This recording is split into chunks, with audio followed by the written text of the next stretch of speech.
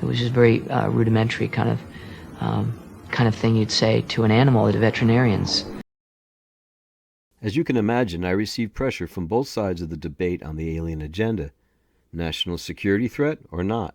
Threat to humans or not? Are you with the false disclosure narrative or not? So I thought I would share interviews from my beloved BBC Two, circa 1994, in response to these questions in a statement made by Carl Sagan.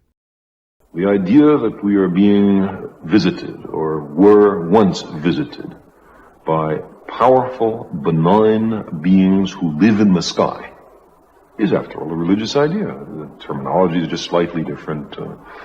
We don't talk about angels, we talk about extraterrestrials.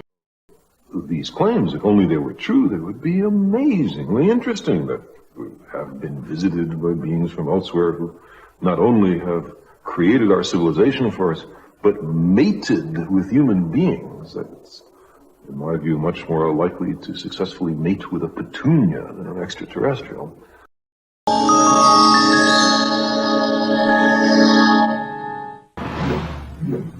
I was laying there, and just before I'd fallen asleep, off to the right-hand side of me, off to the edge of my bed, was a little white, it was a very bright white flash of light that went off. And then we proceed, almost always, to go into the light, and the light kind of acts as a source of energy to take us to that crowd.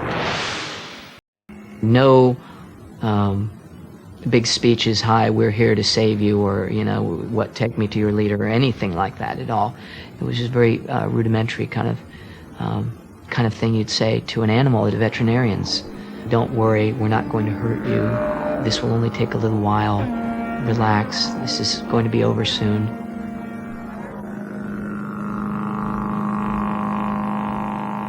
The most extraordinary claim is that the Greys are conducting a hybrid breeding experiment with their prisoners. I immediately shut my eyes and thought, oh God, and I started getting very scared. And then the next thing that followed after that was that my legs were being spread apart. And then I really started to panic, and then the next thing I felt after that was this most incredible pain that I've ever felt in my life, and that felt like a bullet shot up into my uterus and hit the top of my uterus. And I screamed so hard. Sometimes you can see the fizz being removed and taken away to be put into the columns. Most times I just know it's happening, though from my vantage point on a table with my legs in the air, I can't see too awful much about what's going on or describe in detail how they do it. In like little glass boxes, I've seen these babies. Their bodies are very, very tiny. They look very thin and emaciated almost, and they're very quiet, and they don't move. And it's almost a very sad picture for some reason. And there's again the mist and the light, and we kind of just go out, follow the light, and then we're taken back and put exactly where we were when we left. If I was sitting up reading a book, I'm put back sitting up reading a book. I don't care for them much. I don't care for their intrusion in my family and my life. I don't like that at all. I don't like them at all. Earth is home to a rich diversity of life.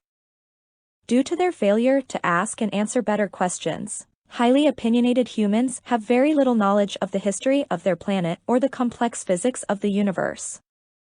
As a result, humans have been poor stewards of planet Earth. On January 24, 2023, the Doomsday Clock was set to 90 seconds to midnight. It has never been closer.